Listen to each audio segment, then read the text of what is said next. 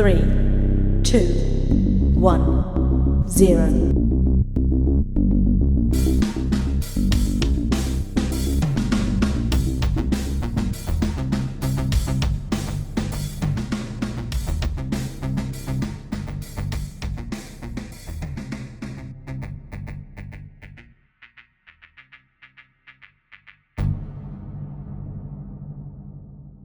All right. Good evening, Amaury. Great to see you.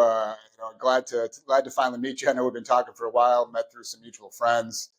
I know I got a ton of guests here that are really interested hearing what you have to say and talking about your story and talking about your book.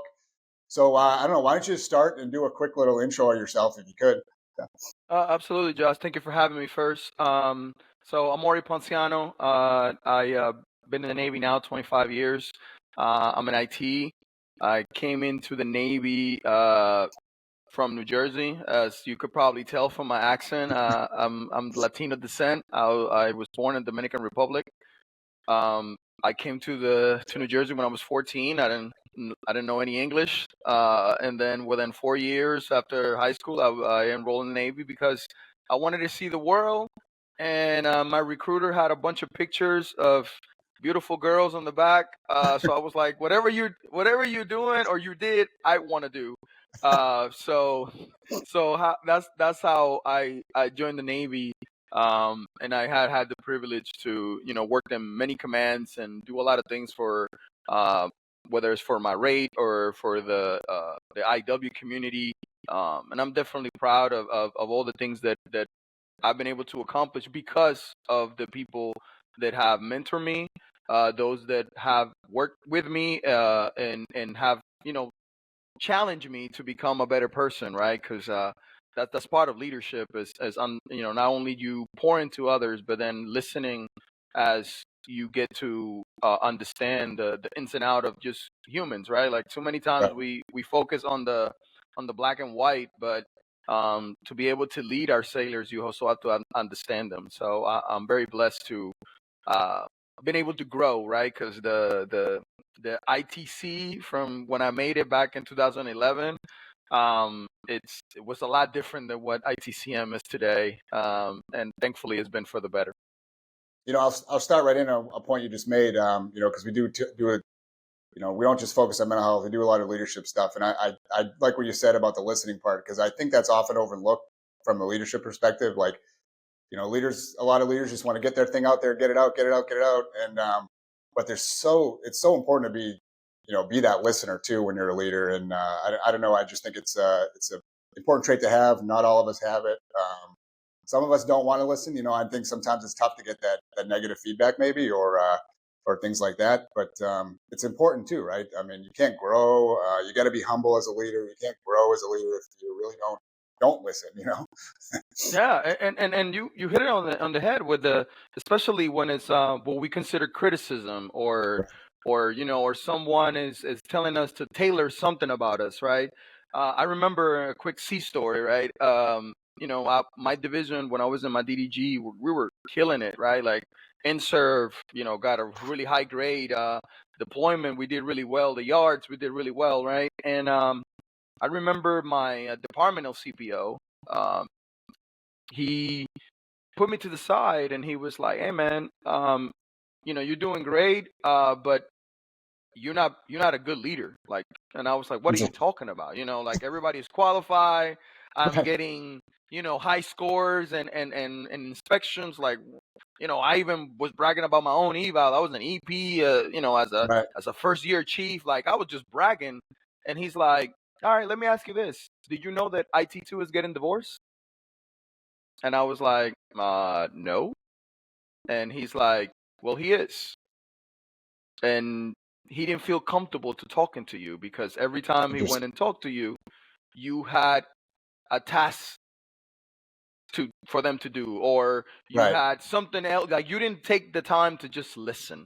There was always something on top of that conversation.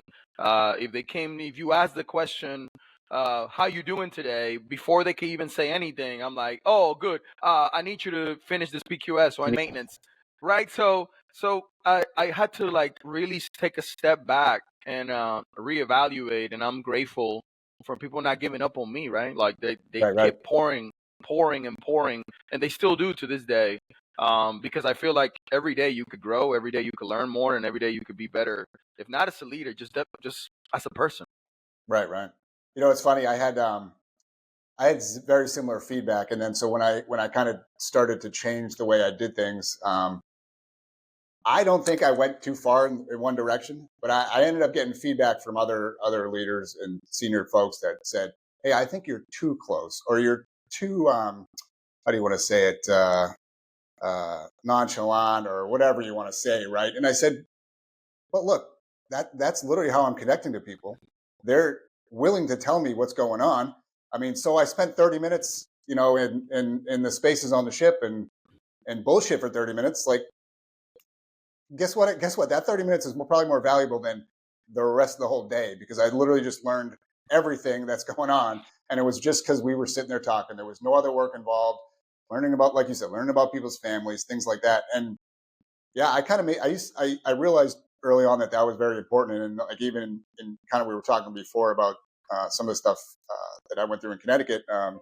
I made it a point to try to like go around the spaces, you know, get out of the office and just sit and talk to people all day. Not all day, but you know, as Yeah, much as no, I no, could. no. And I thought that was Yeah, very important. You know, so it's extremely important because I mean, we're gonna get the 100 emails in a day and the 10 different taskers, so that's gonna be there, right? yep, And one of the things that I teach in Warrior Toughness is about time management, right? Like how important it is sure, to manage your time, and sometimes that extra 30 minutes that you invested on people can be twofold later on, right? right, Because now that they understand like who you are, you understand them. So when you see me not acting how I usually act in a day to day, it's easier to ask that question.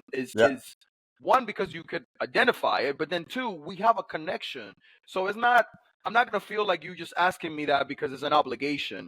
It's right, because you really care of what's going on. Because right, right, we shoot the shit, as you said, every day, and today I'm yep, not doing that. So what's going on, right? It's just a simple question, but it's because of that time that you've been investing on just simply walking the deck plates, man. It's some people think that's cliche, but it's a reality. it is a If you're reality. not Yeah, talking to your sailors or to coworkers, and just simply understanding what the weekend look like, right?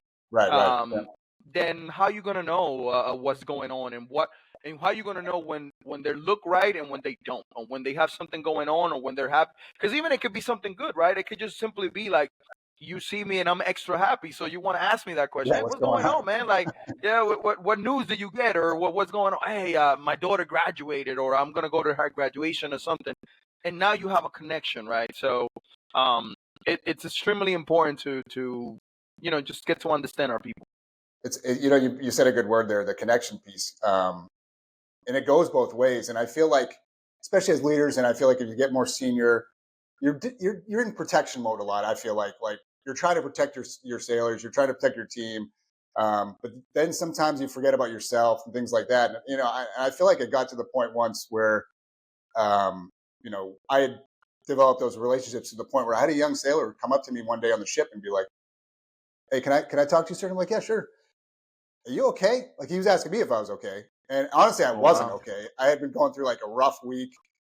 Some of my old stuff was coming back to, you just go through rough work weeks, and then other Hmm. stuff starts bubbling up.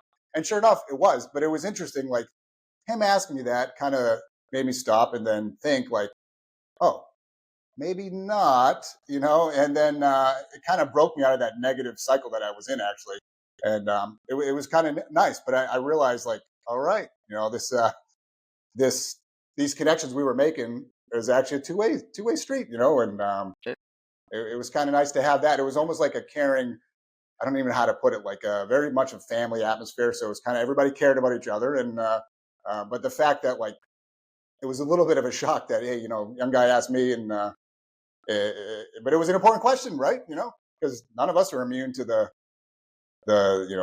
bad things. So, but Absolutely, absolutely. No, that's and again, like you said, I'm glad you brought up that point where because we only think about ourselves, like us asking them and right, seeing how they're doing, but like you said, like I see it with my sailors too. Like they're sometimes, as you said, we are human too, so we're gonna have bad days, and we're gonna have even a whole bad week or whatever.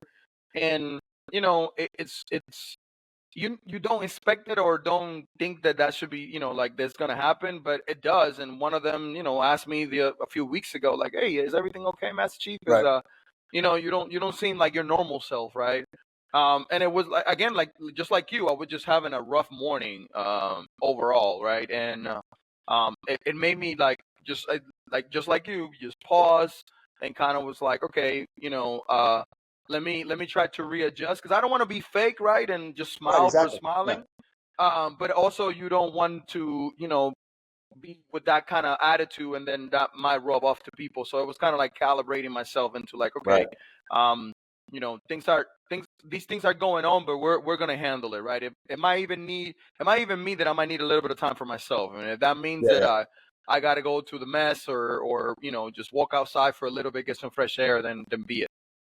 Yeah. It's funny, and that prompted me because my way of dealing with a lot of stuff is I like to talk a little bit, and so whether that's an immediate fix, sometimes it is, sometimes it's not. That could just be long term therapy.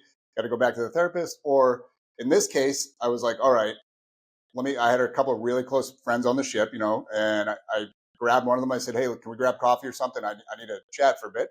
And, I vented for 10 minutes and 15 minutes, and I was good. You know what I mean? I was like, all right, Yeah, this is what's going on, blah, blah, blah. And all good. Um, yeah. but yeah, it's interesting. So, but look, I really like, we talked before. I know you wrote a book. I'd really like to hear more about that. So, what can you kind of just give me a rundown of where that kind of started and where it came from? Yeah, so I'll take you back about 2.5 years ago. I came into 10th Fleet, and I checked in mid-May, and then the results came out that I put on Master Chief. And so congratulations or whatever. It's time for me to check in with the command Master Chief. And I go to him, and I sit down. He's asking me questions like, hey, um where you been, like what's been the command. And I tell him when I came in way back in 1999, and I'm like, Right. my first ship was the USS Cole. And he kind of like paused, and it was like, this was around 2000. And he was like, when you Right. on board the ship? And I was like, yes, I was ITSR Ponciano. And he was like, oh man, like, are you okay with talking about it? I was like, yeah, I'm perfectly fine to talk about it. So anyway, we started talking, and then he started talking to me about the Warrior Toughness program. Or, so he was like, right now, I do the warrior part. We have a resilient officer that does the resiliency, and then we have the Mhm. chaplain that does the character and slash soul.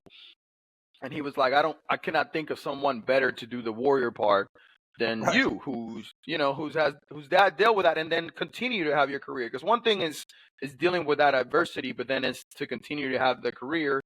And then he's like, and you have the clearance. You've been able to go to every command that you needed to, so you could. Because there's still skepticals out there. They're like, Oh, oh, I'm not gonna 100%. go, yeah, because my clearance. So like all those together, and I sit down there, and I was like, you know what, I think I'd enjoy it. So I went to the school because you have to get an NEC. And then I started traveling to different commands within the 10th Fleet domain. From We went from Japan to Bahrain to Florida to like all these different commands. And every time I went, I will always get the same thing, like, hey man, you should write a book.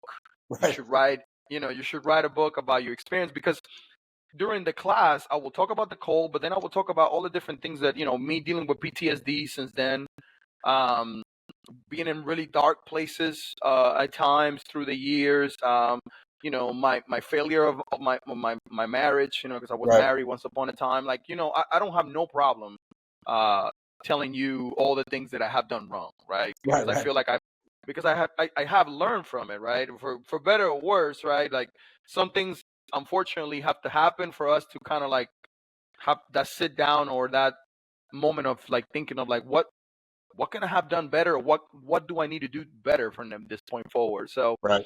anyway, so continue. I guess I kept doing it. I kept hearing that, and then I went to the academy to speak with the plebs, and then like it was like 1,200 of them. Oh wow. Just there, and I was speaking to them, and as I left, like even a couple of the faculty was like, "You should write a book." Um, and to me, it was daunting, right? Like it was just like, hey, one, I don't think that my life is that much interesting than anybody else, Right. right? Or especially anybody else within the Navy or a Right. sailor, right? We all have sea stories. We all have seen tragedy to an extent, whether it's like me and the Cole or your own family and something like that. So like I didn't feel necessarily like my story would have been anything special. Right. Um, but I do remember my fiance. Then she continued to say like, "Hey, like it it's not just only so much about like if your story is any different than anybody else. It just simply sometimes we need to hear like I've been there too, right? Right. Or someone went through it just like I did, right? Right. So I said to myself, okay, I'm a person that I like to set goals, right? And then I'm Right. like, okay, if I could do this, then I'll do that. So my goal was I did a couple of Google search and how many words usually a biography or memoir of takes, and it was an average for anywhere from 55,000 words to 70,000 words, Wow. right? Yeah. So I landed on 58,000, right? And I was like, okay. And then I said to myself, I'm gonna write 500 words a day. And if I get to 58,000, then I'll go through the steps of finding a publisher Right. and all the other things. And man, once I started writing, there will be some days that I would write like, 3,000-4,000 words, right? Like Right. Right. I, and the funniest thing is I will use my little cell phone and my little notepad in You my cell typing it phone, and in? I'll be just typing it, man. Like I'll be in the plane, I'll be in the elliptical, like it didn't matter, right? And I will always try to hit at least 500, but then some days I will go further, and within like 2.5 months, I had what I thought it was the amount of words that I needed. Um, and then I because I'm fairly, like I said before, English is my second language. Right. So I will send that stuff to my fiance, and she will like look through it and help me out with grammar and punctuation and things like that. And then went to a publisher, and we started talking, and and how much would cost, that will cost. And at the end of it, one, I was focused on a couple of things. One, I didn't want to lose the message. So anything that was there was going to be my words, right? I didn't Right. want Right. I didn't want anybody to write anything or anything like that. Two, I wanted to be as good as possible. So that's why I went through an actual publisher, because I was like, it's not about trying to make money. It's about ensuring that the message is Is properly out there. set there, right? Right. Right. Uh, and I went through the whole process. They did a great job, because like the first person that reads it, they just get like someone that reads it and they're looking at the story. And I remember the feedback I got was like really good, in the sense of like the person was like, I don't know anything about the military, but I felt like I knew a lot more after reading the book, because of That's the good. of the way. And then like they give a lot of like feedback, in the sense, like for example, there was one story that I kind of like talked about it, but I kind of like breezed over, and she was like, no, talk a little bit more about it, because it gives a lot of more context. So yeah, man, and that process took about 3 months, Wow. on top of the 2.5. So it took me about 6 months to 6 months to get it out. to get it out. And I had to get permission, right? I had to, Right. Yep. I make sure that it was cleared through the NSA, and then cleared through like the Pentagon. They actually literally have an office that is just for that, for books and Right. audiobooks and things like that they get it clear. Because I'm talking about a lot of stuff in the military, right? Right. So that went through, and yeah, man, and I'm very blessed, right? That like just by putting it on my Facebook and my Instagram, I've been able to sell close to like right now I'm like a 500 plus, Oh, cool. which covers what I spend, which is all I wanted. Like I said, I'm Right. not. Right. I, Exactly. yeah, I wasn't trying to. I'm not trying to get rich of a book or anything like that. I just and what I do appreciate even more is the feedback that I get from people on and it comes from every background, and whether it is, man, my childhood was so close to that, Right, or right. I have dealt with these same struggles, or even in the most fun part, hey man, you went to Brazil too? I remember when my ship went to Brazil, and we had that much fun as well. So like I really enjoy when I get feedback from people in regards to how they can relate to it, right? How they could relate to the story, because it covers all these different dimensions from the the background, where I came from. And although I like to think sometimes, like, well, man, like, I'm not gonna have a lot in common from someone that was born and raised in America compared to me. And I've been very surprised from how many people say, yeah, I had the same thing. My grandmother used to do the same Do thing, the kind of same thing. thing, right? Yeah, so it's been that has been extremely rewarding to hear that. And then also, like, I even have heard some people that are like, okay, well, I this encouraged me to seek help, to go and see someone or talk to someone, um just simply because sometimes we could create a this level of, like, hey, he has it together, right? Like, Right. especially in social media, we could pretty much become something that we're not, right? Never not Because exactly. Yeah. yeah, because who posts there, like, when they're having a bad day? They only they Right. No. only Yeah. post, Exactly. yeah, they only post the victories, and the good things, and the nice trips and all this other stuff. So, and I'm guilty of that too, right? So when you see that, right, and then you hear from myself, I can only speak for me, and see, like, all the struggles that I have gone through to get to where I'm at. um I feel like it just gives a lot of people the sense of, like, if he could do it, then I can too. And Yeah, I that's can. what I Yeah. want, right? Like, that's the biggest thing that I want people to take from that. Like, I had dealt with PTSD now for over 24 years, and it has made some things more difficult, but it hasn't stopped me from achieving the things that I want to achieve. That makes sense. I think it's fun, interesting. I feel like our obviously your events that caused your PTSD are different than mine, but I think our I think if we sat down and looked at like how we went through stuff, I bet you we'd be pretty similar, and how the processes worked, and things like that. I think a big thing you hit on again is that connection piece, like the connections, whether they're simple or not, or it's a simple good morning, or somebody writes a book and you make a connection via the book. I think that's such a huge thing. I would say for me, you know, uh, um, I lost my father when I was 14. Kind of an interesting age to lose your father, right? And um, it took me probably, I don't remember when I was given this book, and the title escapes me off the top of my head. But probably it was probably like I had to be 25, mid 20s, right?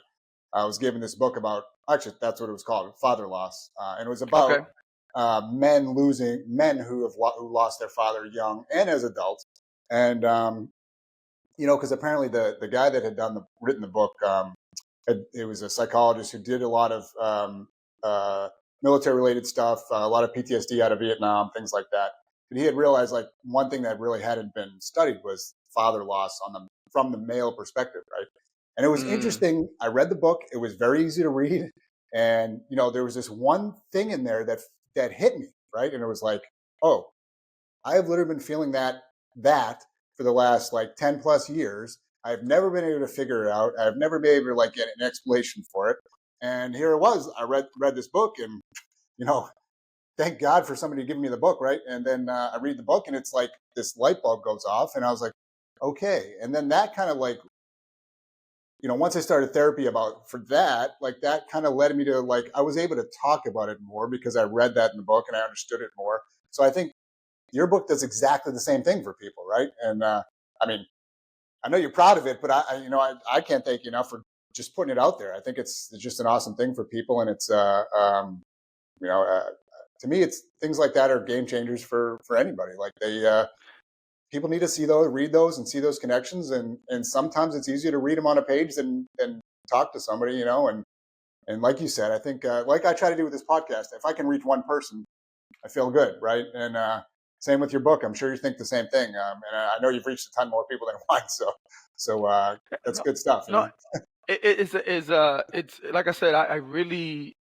um, that's what I appreciate the most, right? It just simply understood, like hearing individuals to either have bought it themselves and then give it to someone else, or they read it Right. and then giving like whatever, and seeing like getting that feedback of people, um, just simply by like listen, reading what I've been through, or even talking about the many sea stories that I talk about in there and things like that, on how like, okay, well, let me look for that, or like you said, like something clicks of like, oh, this is why I'm feeling this way, right? Or Right. like Right. this Yeah. person also felt this way, and this is what he said that he's doing. I'm not saying that that's gonna make me feel better, but why not try it, right? Like Right. why Right. why not go? Because I'm a huge advocate of counseling and Me you too. know Yep. seeking help, right? Because I tell you for myself, man, I could have the most amazing weekend, right? Like I saw my kids. I love to travel. So let's say, we travel, we went to Spain, which is one of my Right. favorite country. We had a blast. I get back, and then within 2 days, I could hit like bottom. Yep. And it's hard for me to understand the why a lot of times, right? Right. And it's simply because, and this is something that one counselor when I was stationed in England told me. She gave me the example of a an alcoholic, right? She Right. said, do you know why alcoholics like count, how many days they've been sober? And I was like, I really don't know. I've never been to any kind of like that. And she's like, well, it's not, yeah, it's a sense of pride that it's been X days, but it's also because they remember that any day they could fall back, right? Interesting. That any day it could come back. So you could be at 1,235 days sober, and then the 1,236 you drink again, and then start all over. That's over. Right. So her point is that people like us, they have mental health issues and PTSD and all that sort of stuff. We could go years that we don't need counseling, that everything's been gravy, and then it hit us like a brick out of the blue. Mhm. I It could agree. just it might just be something that could be positive, but it just triggers it, right? Um, so she was just trying to tell me that like you, and she was talking about me. She was like, you're gonna probably for the rest of your life gonna need to be talking to someone, seeing someone, seeking guidance and how to evolve. Because as you evolve, the things that probably work for you now that to make you get grounded and to be in a better place, those are gonna change as you get older, or you're not in the military anymore. Like Right. all those variables, then like because right now, you know, I can honestly tell you that a lot of times when I feel like that, like you, it helps me to just go talk to someone else, like Right. Right. within the Yeah. military, someone that's gonna understand me or been through it in a different way, but has been through it. And a year from now, I'm not gonna have that, right? Right. True. So how am I gonna deal with that, right? So that's why she was very, and I was stationed in England back in 2009. So even way back then, 15 years ago, she was like, "You're gonna need that. You're gonna need that time to evolve." And so she's like, "I'm not telling you that you're gonna have to go every week to see a counselor, and but she's like, don't go too far without Right. seeing someone. Like, don't go years like I did once upon a time. And then I was wondering why I was so angry again and why all these things were coming up, and it was because I didn't have that outlet. And I just think it's important that like we recognize that there's things that we have, and sometimes I don't like to use this word, but it's a reality. Like we all have demons, right? We Right. all Right. have Yeah. things inside of us, and it's how you deal with those emotions and with those demons that really matter. And sometimes we just need help to let us understand how to deal with them, right? Like they're gonna be there, so we just need that help to allow us to be able to deal with it to the best of our abilities.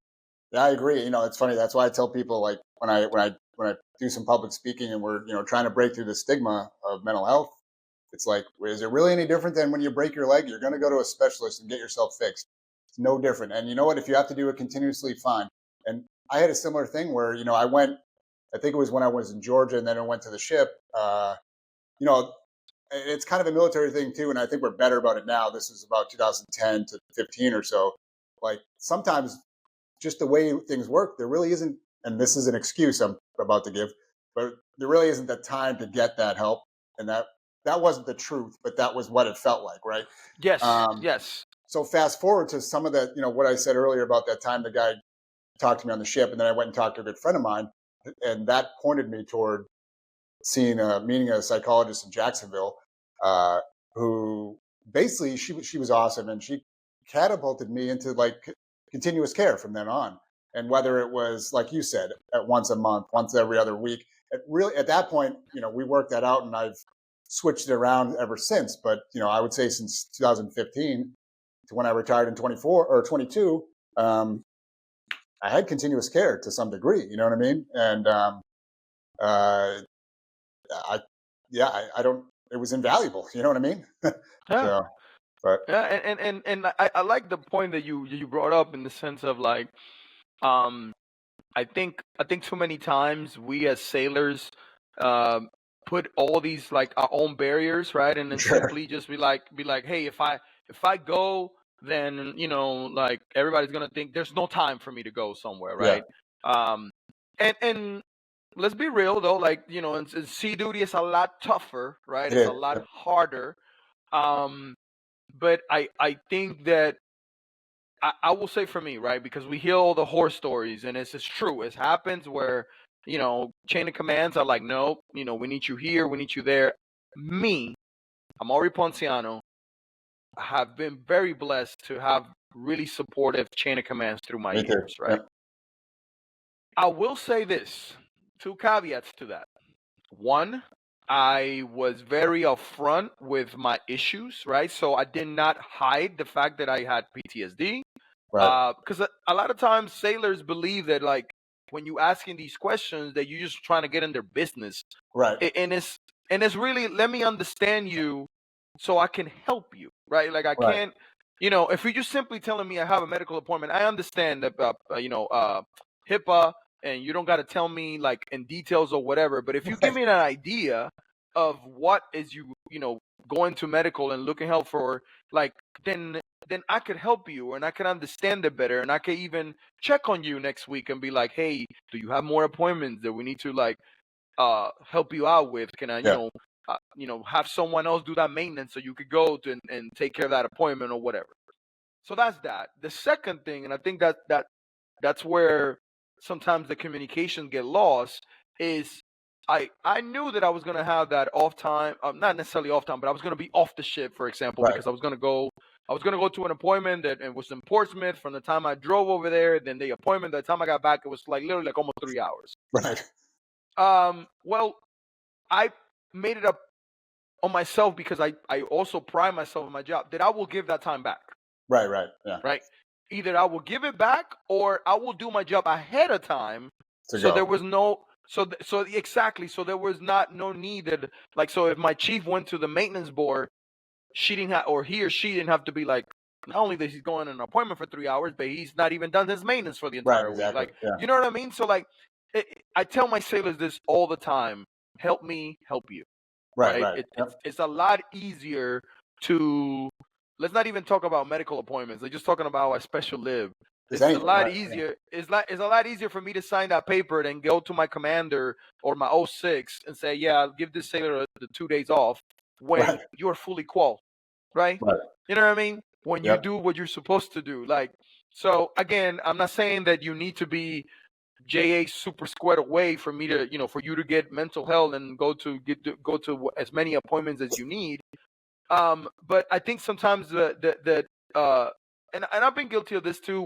We take whatever issue might be, whether it's like a physical thing, I had an issue with my knee for a while, or it's a mental health, and then we allow that to hinder other things in our lives, and Right. then it just compounds now, because now I'm not having I'm having a tough time because of X, but then now I got the pressure of my command because I didn't do my qual. And it's like, you've been at work all day, so like I understand that you're not feeling well or you're not fit necessarily mentally there, but that doesn't take away from you due to your maintenance, right? Like your Right. maintenance Yeah. doesn't take. So it's just little things like that, and I might sound a little bit insensitive, and I'm not. I don't mean to be that way. I'm just simply saying is, um, maybe by you accomplishing that extra qualification or getting that, I don't know, doing that extra collateral, doing something extra, or it might even be fulfilling, that it might even help you with your own issues, right? Like Right. that Yeah. victory. And sometimes we just take it completely the other way. It's like, oh, and again, and I've been there myself, so that's why I could recognize it, is that, oh man, I'm feeling like shit right now. So, forget this maintenance. That maintenance not gonna go away. So Yeah. now I'm gonna get a council shit, or I'm gonna, something bad is gonna happen when I could easily just do it. Maybe not with a smile in my face, but still get it done. And then now I don't have to worry about not not feeling well, and then my chief yelling at me. You know what I mean? Yeah. Like Exactly. Yep. we could make it work, and that goes even at home, right? Like, I might be feeling bad, and I just maybe simply tell my lady, like, I don't feel too well right now. I'd rather just like watch TV in silence, right? But at least you've given her that choice, instead of Right. just being Right. quiet or being angry, and then she's like, "What's going on? I don't understand," right? And and then we just have this assumption that he or she, no matter who we have They as a know. Yeah. partner, yeah, it's supposed to read your mind, and it's like, no, like, communicate. I Use I your literally just use did your it this words. morning. Yeah. I woke up this morning like not in a good spot, and I said, I don't know what the hell happened this morning. But hey, look, I'm not feeling great this morning. Well, I might need some time. Let's just figure it out. And as the day progressed, it was better. But it was just like, yeah, like you said, the communication piece. I was gonna say, I think another big piece of that too, and it's never perfect, especially with the military, with us in the military. But if you can build up your teams well enough that it's like very much a family atmosphere, everybody cares for each other. It's never going to be perfect, right? Ever. You're always going to have people that are maybe gaming the system or just aren't as much as a part of it as others. But I do think if you can get it to the best point it can be, I think some of those problems work itself out too. Like, hey, so and so is having an issue today. He needs to go to the appointment. Guess what? I'm going to cover the maintenance for him, or I'm going to cover this for him. No, and you know very well that the other person will get you back. Or maybe I'll take a watch for him, or this and that. Him or her. It just depends. But if you kind of work in that culture piece too, I think you can really help things out too. So, That's a great point. And I have sailors that have come to me, and they're like, "Hey, Master Chief, I'm not feeling right, but I don't want to let the team down, yeah, right?" yep, Like, I hear that a lot, and I'm like, "No, like, go take care of you, because one, I need you to be right, right? Like, that's the most important thing. The job is gonna be there, whether the team yep, wants to take care of it or not. The job will be there. So first, let's take care of yourself. Two is, you take care of yourself, you get better, because in 2 weeks, 3 weeks, whatever it takes you to feel better, it might be someone else, and I know you're gonna have their back. right, So exactly. today is Yep, us, tomorrow is you, yep. right? I like that. Yeah, So, and you could see it in their face, man, that level of like, okay, that makes sense. Like, like, I feel a bit better of having to take the time to take care of myself, because that makes sense. Because, like, because I usually try to revert it. I'm like, okay, so if I need to go to medical to take care of me, like, you wouldn't do something for me? And of course they're right, like, right. well, Yeah, Master Chief, you don't do what we do, right? But I'm like, okay, well, if I was IT2 like you, or yeah, yeah, IT1, like, you wouldn't have my back. They're like, of course. And then I'm like, exactly. So go take care of you. We got your back. yeah, yeah. Got your back. Yeah, I'm always like, take leave. We're gonna be here. The job is gonna be here. So take leave, because one, you earn it. Two, the machine will keep rolling. If something happens yep, to you, then it's on me as the manager to make sure that it's picked up. As bad as that might sound, right? So like that, but you hit it. That was a great point, by the way. That if you build that culture, right? And again, like you said, there's always gonna be one or two that are gonna yeah. It's try to never gonna take be perfect. advantage of the system, or not gonna be team players. But for the most part, if you build that camaraderie, you build that family, that team sense, then it's a lot easier for sailors to be like, okay, yeah, today is me. I'm taking care of me, but I know, and they're gonna have my back because I will have their back in a week from now if it's someone else. Yeah. I remember one of the sailors on the ship in our division had said, I don't know where the conversation came from, but he had said, none of us want to let each other down. And I was like, in my head, I'm thinking, oh, success. I'm like, this is good.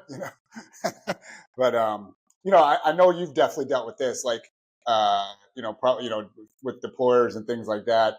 And we started having these discussions when it came to mental health, like, a lot of, especially in our communities where we got the DERSA folks and all that, and people deploying a lot and things like that. We always, you get these things scheduled, and you got the team scheduled, and you got the people scheduled to go. And inevitably stuff happens, right? You can't control. I used to joke about it. I had a person very close to deployment, and the sad part is you always get well, they're faking it or they're trying to get out of it. And granted, you do get maybe the 1% that's the case, Yep. right? But I'm not a medical professional. I can't question. To me, I was like, I'm not questioning that. Let's figure it out. But I had remember a few folks that came to me and said, "Hey, I know I'm close to deployment. I know I got to go soon. We're having these issues at home, having these personal issues. What should I do? What can I do?" And I always used to throw the analogy. Well, look, you're not getting on the submarine if you fall down that flight of 12 stairs and break your leg. You're not going on deployment. So how is this any different? Like, let's go get you over there, get you to mental health, talk to them, figure it out. And like you said, if you can't go, that machine is going to continue to roll, and somebody will go in there. Yeah, is it going to suck for that person? Probably, but Yeah. And then one thing, I know you're coming up on retirement, so I think the best piece of advice I've gotten with retirement is a close friend of mine's retired senior chief out of Texas. He said the one thing I wasn't ready for was the silence after retirement, and I said, "What do you mean?" And he said, "Your phone's going to stop ringing, man. Like." It's gonna be almost like immediate, right? And I said, okay, whatever, don't really think of it, right? And I kid you not, like I retired on a Friday, and I got maybe a couple phone calls within the next week for like last minute admin stuff, and then it was it, right? And but that kind of goes back to your point of that machine keeps rolling.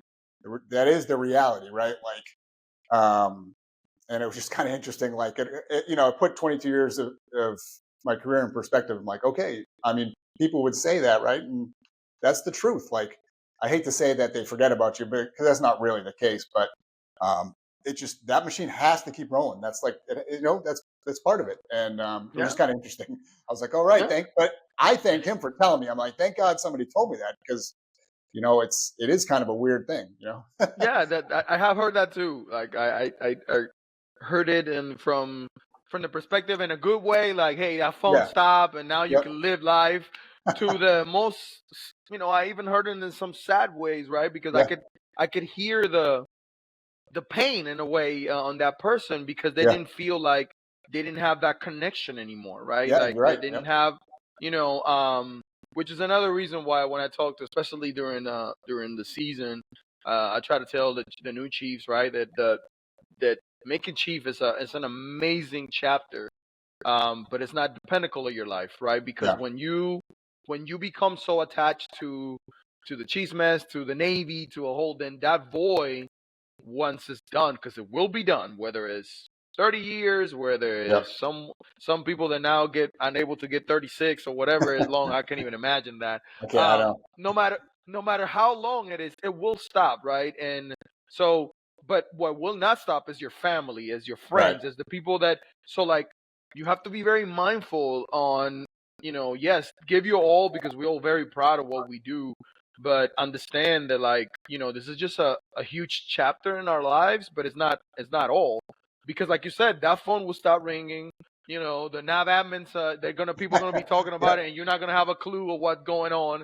And you just have to be able to evolve, right? To just say, okay, and to be honest with you, right? Like, that's something that I think about as far as with my mental health and stuff like that, like how that's going to affect me, in the sense of, like, this is all I know. And I came in when I was 18 years old. I'm about to, retire in a year. And then, like, I had a job at McDonald's for like 2 weeks. 2 months. So that's as much as I worked before the Navy. So this is all I know. Right. And I know that's no matter how prepared you think you are, that's going to be challenging, right? And then how that will affect like the mental health, because although it's not related to the tragedy and the things that I saw in the Cole, is related in the sense of like not having a stability. Like I'm gonna Right, go right, through a yeah, period of like I don't know, even if I get lucky enough to get hired right away, like it's still something new. right, I'm still the PCS move is not gonna be the Navy will move me, but I'm not gonna have a what's it called, a sponsor waiting for me on right. the other Nobody's gonna be there to side. help. Yeah, You know what I mean? So I think about all those things now because I want to be as ready as I could be, at least mentally, to when that time. But even I absolutely know that no matter how ready I feel, no matter all that stuff, there's just something up to be said about never experience it, and then what that's gonna look like once you experience it, right? Because like right, right. I, Yeah, I go back to the Cole, we had a lot of training, like we did a lot of GQs, we did a lot of right. things. But when it happened, there was a lot of people that were frozen, and it Yeah, you wasn't don't know what you're because right. You don't know what's gonna happen. Right? exactly, Yeah, yeah, because no matter how much training you have, if you've never seen a dead body, then you don't know how you're gonna react to seeing a dead body. exactly. Yeah, You know, and it's no fault of that person, right? Like we had other people that they were younger, that like including myself, that yeah, I was crying and I was scared, but I was able to still do my job. But it was only because my growing up, I grew up, where there was like strikes and right. death and things like that around my neighborhood in Dominican Republic. So it seeing a dead body during the cold was not the first time. So Right, like right, it was exactly. it was still shocking, but it wasn't like, oh my God, I'm froze kind of thing. So then that goes to anything else in life. Like, you don't know until you are the one in that experience. Like you could tell me literally how you felt, how it was like shooting a gun when you go to the range. Like Right. until you're the one that's shooting, you're not gonna know what it really feels like. Yeah. That brings up a good point of too, like, and I know we all do it, and I still do it to this day. We try to compare traumas, right?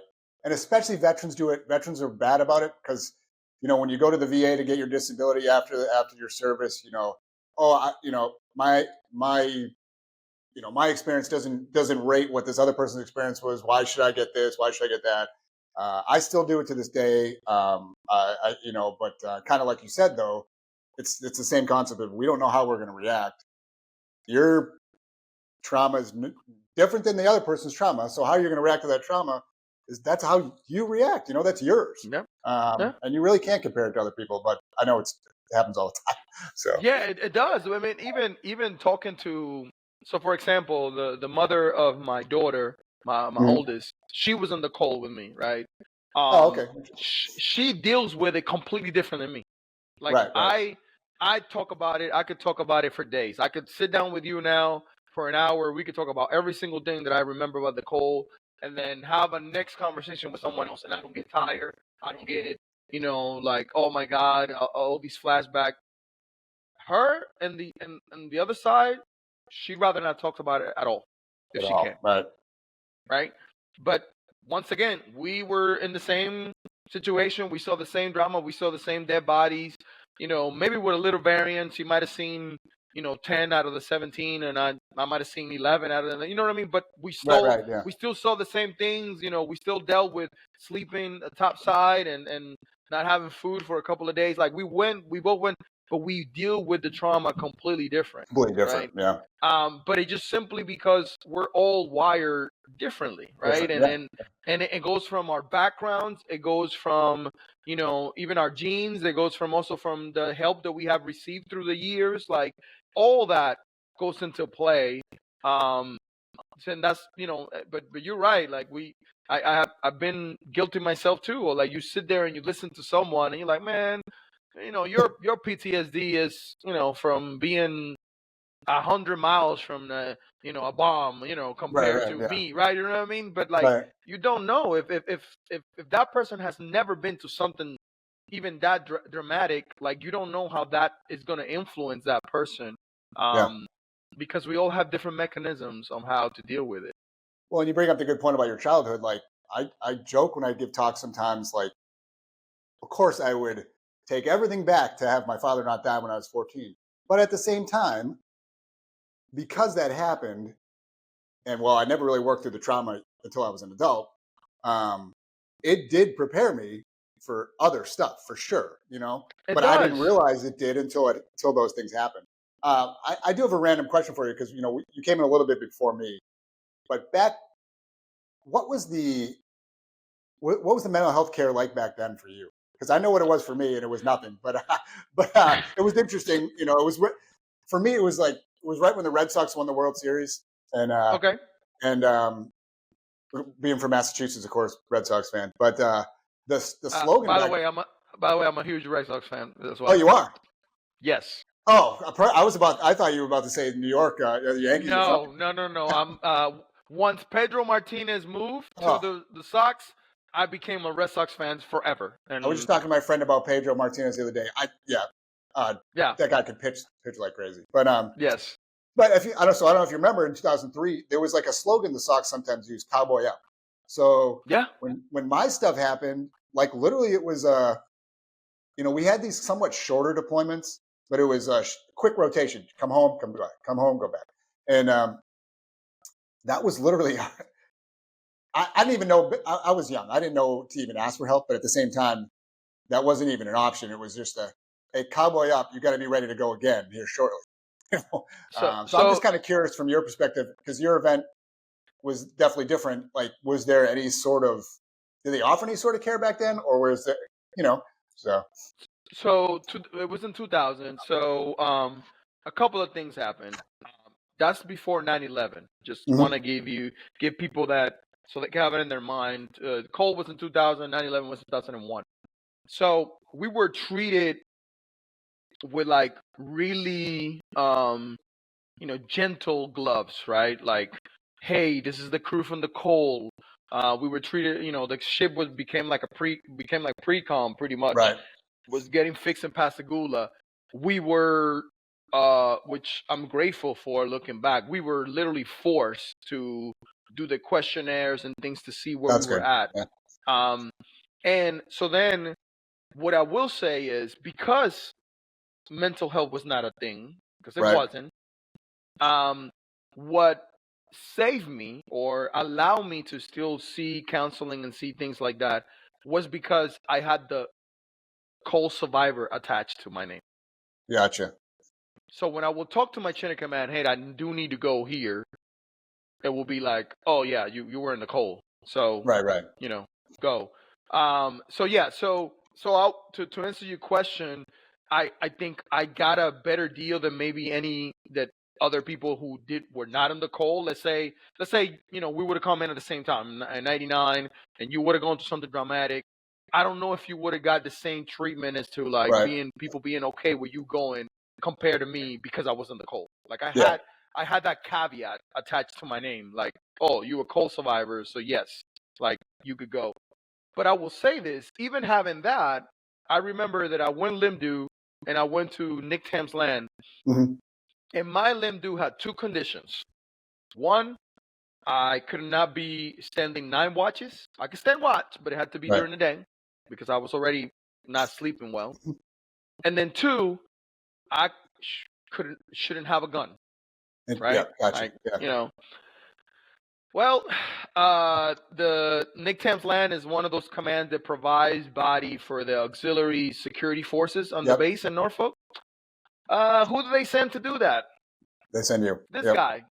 And it just happened that I was in the gate one day, and the doctor that see me, who's 06, was coming through the gate, and he looks, and he kind of like, you got all these different patients, so he's kind of Right. like trying to like, I kind of know this guy, and he's like, IT3, because I was IT3 at the time. What are you doing? And I was like, standing watch. And he's like, is that a 9? And I was like, yep. So he pulled to the side, asked me to call my supervisor. So they called the supervisor for auxiliary forces, and then they called Nick Tams. Anyway, they still have me doing the things that I wasn't supposed to be doing, Right. because it was more like, hey man, I don't see a problem. You're still walking fine. You eating just fine. Like, I know what the doctor is saying, but of course, that it got all the way to the 06 and Nick Tam. So like, '06 to '06 had to have that conversation. But even after they took me out of auxiliary ASF and they put me only on day watches, there were people that would look at me weird, like I was like playing the system kind of thing, Yeah, like right. Yeah, exactly. So yeah, so I know for a fact that I was treated a lot different, at least in the first couple of years, because then 9/11 happened. So then you have the war in Iraq and whatever. So we got more people dealing with PTSD and stuff coming back from there. But I will say the first 3-4 years, I was treated a lot different, just simply because I had the caveat of, oh, he was on board the Cole. So like Yeah. it's understandable why he needs to go get treatment. But you make a good point. You said, like, we didn't really have mental health back then, and it's true. Like, I don't blame my chain of command from back then. I don't blame anybody, because I don't think it was really a concept that anybody even thought of. I mean, I didn't. I was young anyways. But and I don't know if your story's a little similar in this case too. Like, I was lucky when the event happened, came back. I was able to come back to the place we were staying, and I had a close friend that just happened. It's like things happen, and you're just lucky, right? Like the Yeah. guy, there was a close friend of mine happened to be on deployment. He had stayed for an extra week, shouldn't have been there, right? So like I was rooming with him, and we were able to. He knew what had happened and heard about it, so we were able to talk about it, like pretty immediately, So it was weird how like some things had just like the universe put some things in place that worked out, And then from the command that was there, it was a very small command, very tight knit group of people. Which I think helped too. But then for me, fast forward, I was actually with the Canadian military, and they force you to go through a psychological screening post deployment. So Oh, I went really? I went to Afghanistan with them. It was kind of funny. I was up there on a 2-year assignment, and they said, "Hey, would you want to go to Afghanistan for us?" And I said, "Got to be kidding me! Like I'm up here to hang out in Canada, And but I went. It was a very rewarding time, and but on the way back, you go through this screening, and you're sitting with the psychologist. And I had been to a psychologist once before, and it was bad. It was just not well. It was with a significant other. It just wasn't a good experience. And so I sit down with this one as for the screening. 10 minutes in, she's like, "Look, I can tell you right now, you need to let loose on whatever's you're holding back for." And it turned into this, 45-minute just venting, crying, everything session. And it was the first time, but it was the first time I saw like the legitimate like benefit of seeing somebody. And Yeah. then I started seeing somebody in the Canadian military while I was stationed up there, and it went from there. And yeah, it's just interesting how things work out. So, Yeah, no, like I said, I've been very blessed when it comes to that, right? Like I look back and I could probably count with one hand, like how many times I got pushed back to, like, why are you going to yeah, deployments or whatever. I mean, yeah, I will get the smart comments, and again, like I said, like for example, I mean, I'm just recalling, like, because like that was one of the longest drive I had to do when I was in Norfolk. I had to drive all the way to Portsmouth and then come back.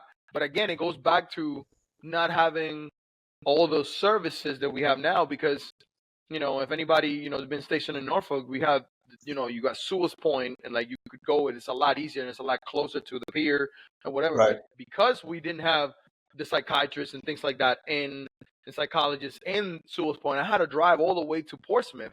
So then, like, and I remember even being told, like, hey, you're only gonna make appointments when after you watch, right? Or right, whatever. right, Like yeah, it was like things like that, right? But I mean, I could say that I've been very blessed with people having patience with me, and then I will take a little bit of credit of, like I said, just doing my part. Like I will get right, qualified early and often, and I will do all the things that I needed to do, because I wanted to buy um, myself time, by right. that level of like trust from the chain of command, that is like he's not trying to get over, because look, when he's here, he's busting his ass. So like, Yeah, yeah. He's doing when that. Yeah, what doing I it mean, all. like it shouldn't have to be that way, right? Like I'm not saying this to any sailor that will listen to this, that that's the only way that you should be going to appointments or whatever. But like for me, Amaury Ponciano, because of my own pride, that's how I felt. Even to this day, I do that. Even as a master chief, and I'm going to all these appointments, or even when I go traveling or whatever, when I get back and I'm in the office, I feel like I owe that time there, Right, because right. I've been gone for one reason or another. That makes sense. Anything else you want to share with the audience? A couple of things, right? And it just it that I have learned through times, and then even dealing with my mental health is something that has helped me a lot. Is you have to have a purpose, right? A sense of why, of having something that you were, striving for, or someone that when you get into those dark places, and why would I want to be better today, or like you said this morning that you didn't Right. feel quite right, like um, I challenge all of us to look for that. I give you a couple examples. When the Cole happened and I was 19 years old, my why was my mother. Like I did everything they told me to do because I wanted to go home to my mother. Like that's Right. Right. that's all I care about. Like I didn't understand that at that time. Like I didn't know that was what I was going on in my head. But now looking back, like I understand that now. Like it was that purpose. As I gotten older and I had children, they became my why. And now they still are because I have a 22-year-old and I have a 10-year. Excuse me. But I also have now this sense of leaving a legacy.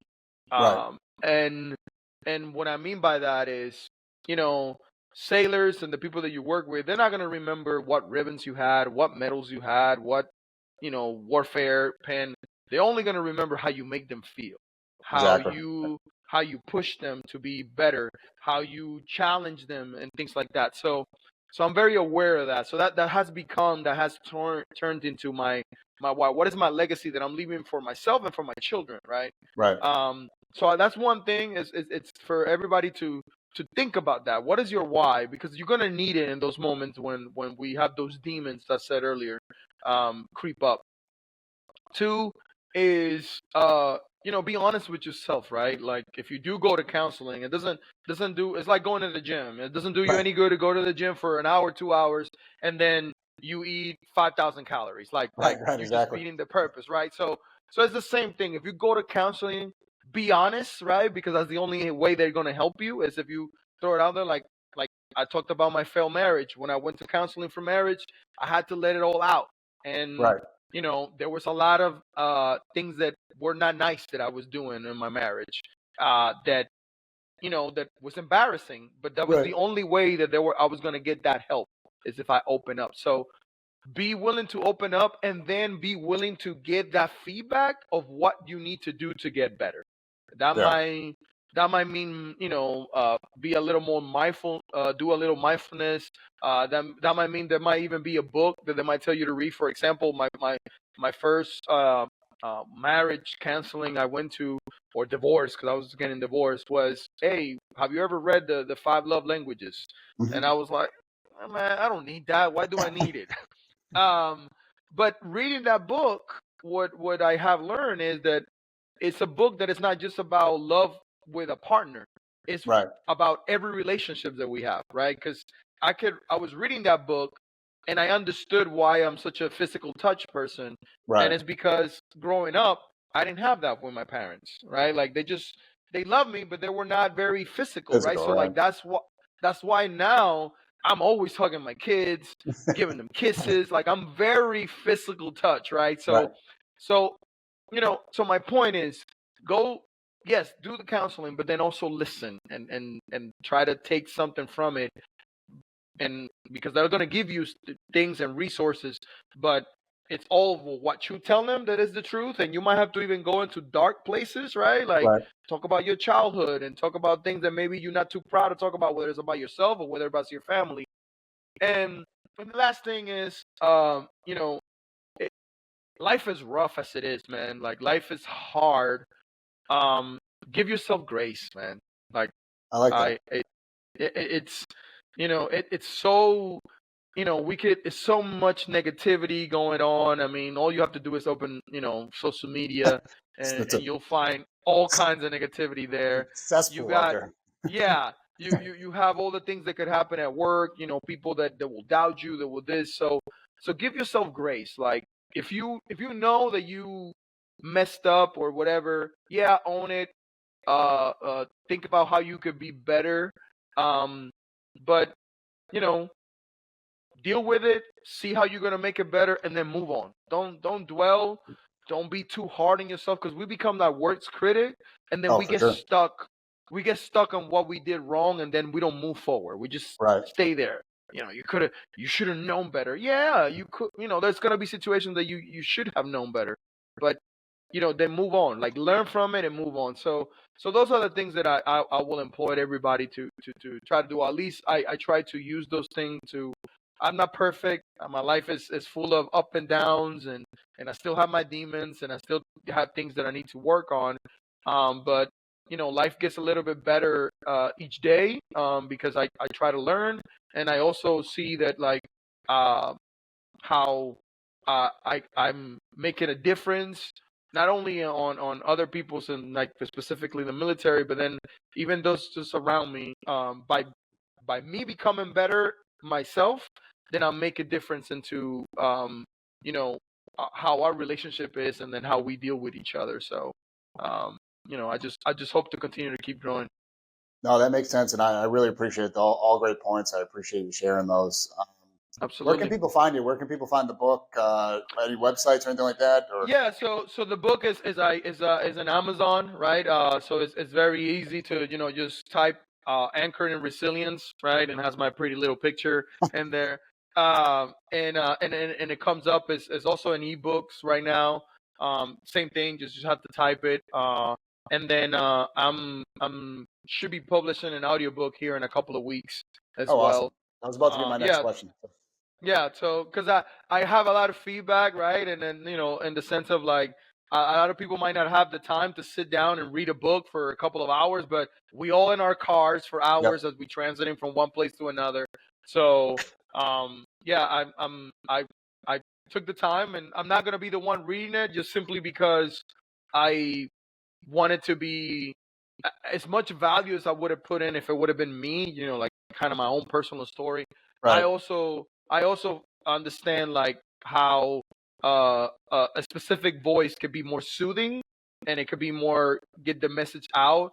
And I want it to be something that it was net neutral, and anybody could just listen to it without, because I'm honest with myself. I do have my accent, and I have certain tics and things like that. So yeah, so that could be distracting, right? I always tell people, like, there's professionals for everything. I don't have a professional voice, so I will pay someone to make the product be right, right? So yeah, so in Amazon, if you do pick it up, I would love to, hear from you, whether it's a review there, or even just find me on Facebook and send me a message, just simply, just so I can listen to, because that feeds into me, not because I want to hear only praises or whatever, just simply I'd rather hear about. You could tell me the book was trash, but I did relate to this and this and this. Like, that's what I want to hear. Like, that's the things that makes me, like, feel good, because I feel like, okay, um, there's more commonalities between us that we are willing to admit, and we need to be more connected. No, that makes sense. Like I said, I can't thank you enough for coming on. I regret somehow we didn't cross paths. In the last 20 plus years, I think it would have been interesting had we crossed paths before I retired, or at least got a chance to maybe work together. But again, I can't thank you enough for coming on. I appreciate you sharing the story and sharing the book. And I'll make sure the links are out to the books and all that on the podcast itself. But thanks again for coming. Like I said, nice to meet you, and look forward to maybe working together in the future on stuff. So Absolutely, Josh. It was my pleasure, and thank you for having me. Your banner if you need help, and raise your banner to let others know you're a safe person to turn to. Until next time, stick around and keep on moving forward. Research conducted by Matrixa Research Group. Artwork created by Jenna Bordinger at jbordingerart.com or at jbordinger_art on Instagram. And music by Josiah Renton, DJ Slowbro.